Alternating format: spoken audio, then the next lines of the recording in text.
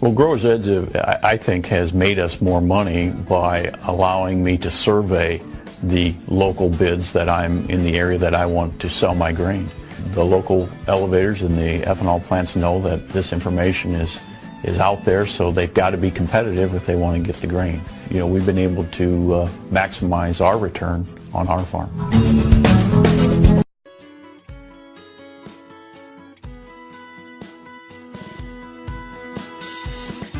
Good afternoon. Welcome to GrainTV. It's November 22nd, 2013. I'm Logan Burgess. Joining me to my right here is Cody Bills to help break down the action that we saw in a mixed trade here to end the week in Chicago. Corn is down 3/4 cents for the December contract. January beans, really the focus of today's trade, up 28 cents. We had Chicago wheat up 3/4 cent. Kansas City wheat picking up a little bit there, up 7 cents. As I said, though, Cody, really the focus for a lot of traders today was the soybean complex in general. What was going on there? What was pressuring things? Yeah, we certainly saw the soybean complex move higher here. One of the things that helped it out was a strong cash market, and I'll speak to that very shortly here. But another major story was the export sales that we saw. Today we saw 115,000 metric tons sold to China. Yep. That comes on the heels of yesterday's export sales report, where we booked about 1.4 million metric tons of soybeans. That was extremely strong and well over the analyst estimates. The bottom line here is that when it comes to meeting the USDA expectations, we're about 90% complete of the sales that they forecasted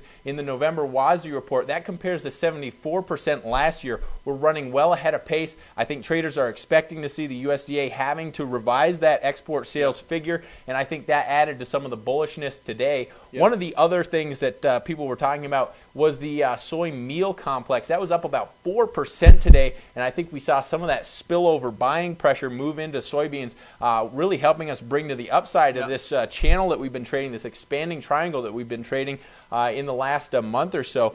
You know, Logan, with that being said, what do you think farmers should be doing at this point in the trade activity? Yeah, well, you know, if you take a look here at the daily chart on that January contract, you can see today and yesterday we really had two very positive days worth of price action. You can see we have this trend line drawn here across the top of the range that we've been trading here recently, or this expanding triangle. I certainly think this is a good time as a prudent risk manager to be taking a serious look at making some sales into your cash market. If you remember late last week, Thursday and Friday, we really saw the bottom fall out of the basis market when futures rallied like this. I wouldn't be surprised if we saw that a little bit here again, and I think that these prices are pretty darn good compared to what we've seen here over the last several weeks. I know, though, Cody, you're a little bit more bullish than I am on this bean market. You know, certainly a very strong day today in terms of price action. What's kind of your take on it? Well, you know, I think that we have the possibility of maybe breaking out of this expanding triangle. You know, this has been a resistance level up here, and I guess the way I'd look at it is the next few days will really be very telling.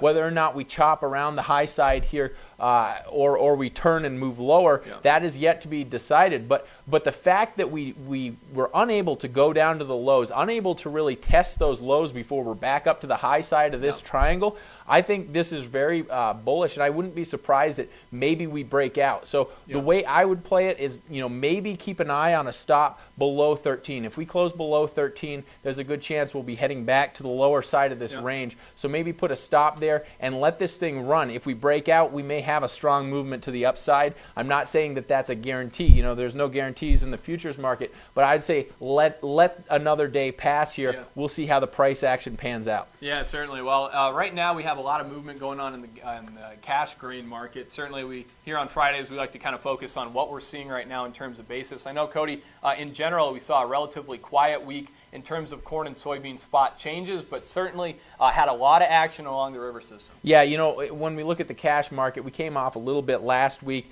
and a lot of that had to do with the rising futures prices. This week, corn improved in terms of average cash price across the U.S.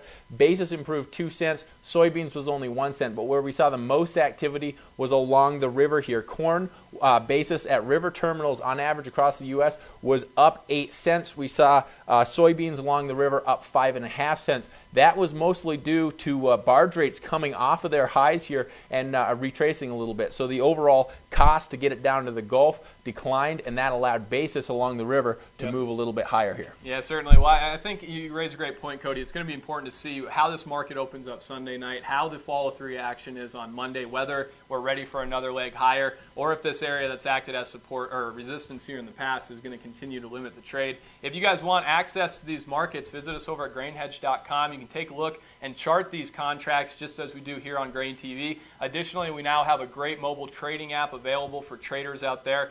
We'd be happy to give you a free demo of that as well. So if you're interested in either one of those, give us a call here, 877-472-4607, or visit us online over at GrainHedge.com. Thanks a lot for joining us here to wrap the week up on a Friday. We'll be back here Monday to take a look at that bean market.